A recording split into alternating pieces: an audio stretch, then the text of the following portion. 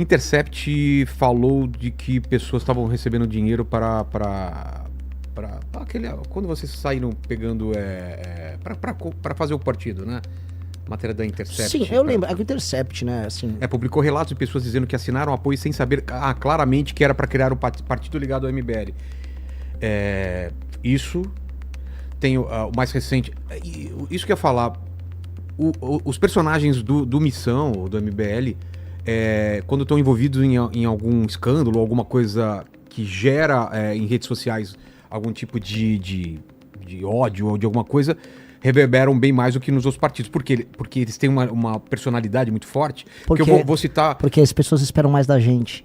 Pode ser. Então qualquer coisa que no PL ou no PT ninguém liga, conosco, tipo, olha só, porque se espera mais da gente, se cobra mais da gente. E é pra esperar mais e cobrar mais, porque nós somos melhores. Então cobra mesmo. Os mais famosos, né, do Arthur, né, em que tem alguma coisa que fala que você fazia Tour de Blondes, falar sobre isso, já falou também, mas falar sobre isso. Esse lance da Intercept sobre pessoas que assinaram sem saber.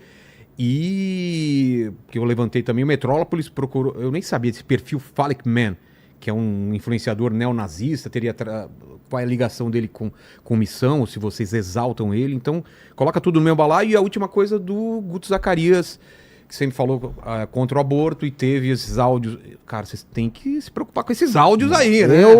Surgiu o Instituto do Áudio Bombinha. Exato. Eu já venho avisando, áudio bombinha, cara. Enfim, tem mais alguma coisa que eu esqueci aí que o pessoal tá falando no chat? Já coloca tudo no meu balaio, já coloca todas as coisas pra ele responder. Só vai me lembrando que seja o número 4. O pessoal também tava perguntando sobre as dívidas tributárias. Maravilhoso. De que foram divulgadas também. Tá. E se surgir mais alguma coisa, eu vou te falando aqui no chat. Então vamos lá, vamos começar pelo Intercept. Pergunta número 1, Intercept. O Intercept, primeiro eu tenho que invalidar que é Intercept. Intercept é um grupo de esquerda que nos persegue, nos ataca politicamente, porque a função social deles é isso, eles recebem dinheiro para atacar pessoas do campo oposto. O pessoal tá falando também do Kurtz Yarvin também. Vamos só... Põe na lista, põe na lista. Tá na lista aqui. Então, o Intercept é basicamente isso. O que eles falaram as pessoas não sabiam que estavam assinando... Como funciona isso? Tá na rua, eu nunca vi esse pessoal... Porque eu não tenho uma ficha aqui. Houve uma pessoa com um crachá escrito Partido Missão. A pessoa chega pra você gostaria de assinar aqui... Uma prancheta? Com uma prancheta. Estamos fundando um partido político, ele defende isso. Esse aqui é o site do partido. E aí está escrito na ficha. Ficha de apoiamento ao Partido Missão. Está escrito. É uma Partido ficha padrão? Missão. A ficha é do TSE.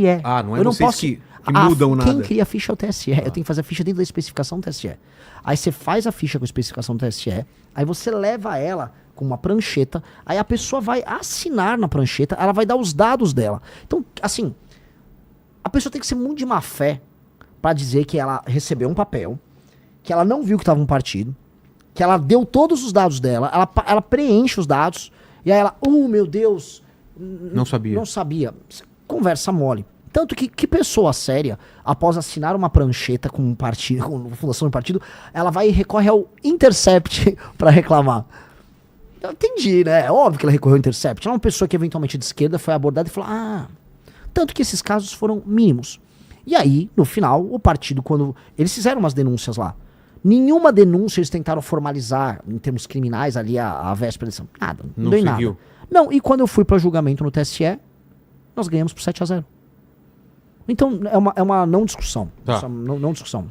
Personagens, então. Primeiro, o Arthur, já é meio antigo, mas nos áudios também falava da famosa Tour de Blonde. O que você tem para falar sobre isso? Que você participava desse Tour de Blonde? Assim, cara, assim, o Arthur escreve no áudio, para falar da minha parte, que eu já viajei para Suécia e que eu saía com mulheres na Suécia.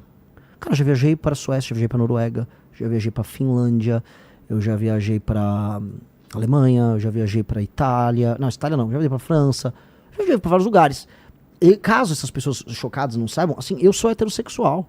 E se eu estou num país e eu vou conhecer o país, eu amo história, então eu vou na Suécia, aprendo a falar a língua, aprendo a cozinhar comida local, tenho amigos de vários países do mundo. E, cara, se eu tô solteiro, com 23, 24 anos, conheço uma moça e vou sair, não tem problema nenhum, qual é o problema? Os caras querem criar a teoria da conspiração do nada. O que tem isso aí? Nem tinha esse nome, o Arthur que colocou como piada, eu achei engraçado. Mas, sim, e qual o problema? Arthur, é crime? Arthur, é crime ser heterossexual? O Arthur vai poder concorrer em algum momento, em alguma coisa? Cara, o Arthur é alvo dessa, assim, foi a polêmica do áudio. Eu sempre lembrando que o Arthur foi cancelado por um áudio. Áudio infeliz, mas um áudio privado entre amigos. E ele perdeu os direitos políticos no meio do carnaval, enquanto as pessoas estavam no meio de uma, desculpa o termo, putaria ensandecida no carnaval. Ai, que absurdo, olha o que ele falou. O cara, às vezes, pelado, numa suruba. Não, mas olha só, o cara que desrespeito. Pelo amor de Deus. Foi só um ataque político que o Arthur sofreu. Tanto que depois não caçaram um cara do Centrão, lá na Alesp, que pegou nos peitos de uma deputada estadual do PSOL. Verdade. Foi casuísmo. Foi casuísmo. Então. Guto eu acho mais grave porque mostra um discurso e na ação uma coisa totalmente diferente.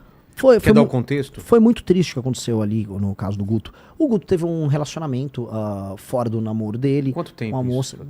Acho que foi 2024. Tá. E esse relacionamento, ele teve lá com uma moça. O relacionamento não foi pra frente, não tendo muito contexto, porque eu não entro muito na vida pessoal deles. Mas não deu certo, a moça ficou grávida. E aí eles ficaram discutindo, debatendo. A moça fez um BO, aparentemente, porque pra mim essa é a parte mais grave. Porque o Guto não ficou próximo dela no acompanhamento da gravidez. O Guto talvez não achava que o filho era dela. E ela fez um BO contra ele. Era dele? Era dele. Não, você falou era dela. Que o filho era dele, no caso. Podia ser filho de outro cara. Enfim, ficaram tendo aquelas discussões. Não vou entrar no mérito, no detalhe das discussões, porque se ela fez o BO, ela vai colocar os elementos probatórios dela no BO. Ele não colocou os dele, ali era um BO unilateral, é uma peça dela. E aí, nessa peça dela, ela o acusa, tem áudios do Guto muito ruins. Só que no fim do dia, eles se resolveram naquele caos deles. Ela o perdoou, e ele é um pai presente hoje com a filha dele. Ela hoje faz a defesa pública, e esse caso, que é um caso privado, que é um caso que está em segredo de justiça, foi tornado público para atacar o Guto. Aí a menina fica exposta, a criança fica exposta, e o Guto é alvo desse ataque. Eu acho que a postura do Guto foi correta nisso? Não. Não acho, e o grupo todo não achou que a postura do Guto foi correta nisso. Não acho. E mais, aí entra o ponto que eu já falei publicamente isso. O Guto é um exemplo para milhares, quiçá milhões de jovens. O Guto tem uma audiência colossal. E o Guto é um exemplo de um cara negro, de sucesso, que interfere na política de maneira muito positiva. Então, quando a gente fala, e um dos temas que eu coloco sobre segurança pública é o papel do pai presente. Tem uma pesquisa da FGV de 2007 que mostra que uma das maiores correlações do jovem que comete crime é o jovem que não teve o pai presente na infância.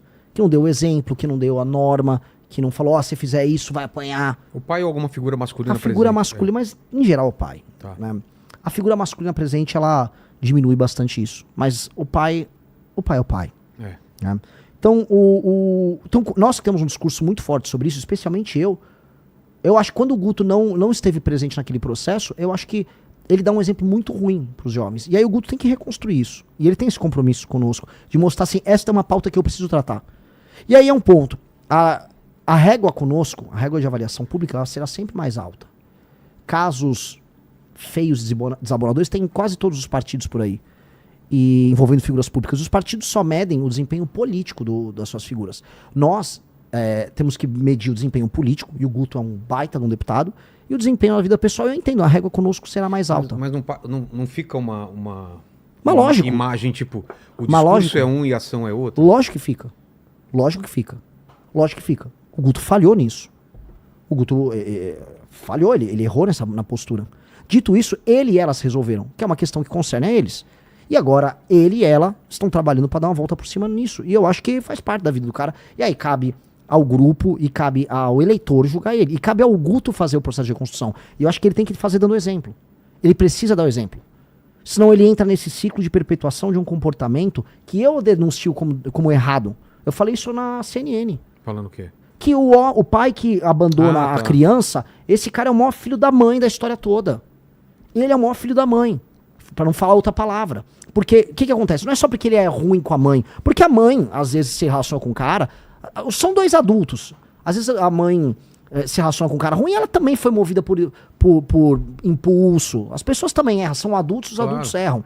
Dito isso, aquela criança que foi colocada no mundo é responsabilidade de ambos. E é responsabilidade, inclusive, afetiva e de exemplo. E o pai e a mãe têm que estar presentes nisso.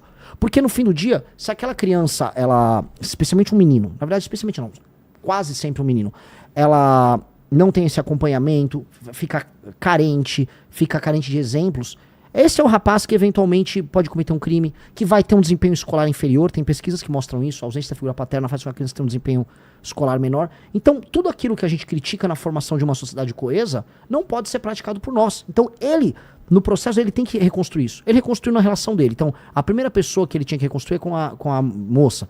Ele reconstruiu. Ele e ela estão reconstruindo isso. Agora ele tem que reconstruir como homem público. E ele vai fazer isso, porque o Guto é essencialmente uma pessoa boa.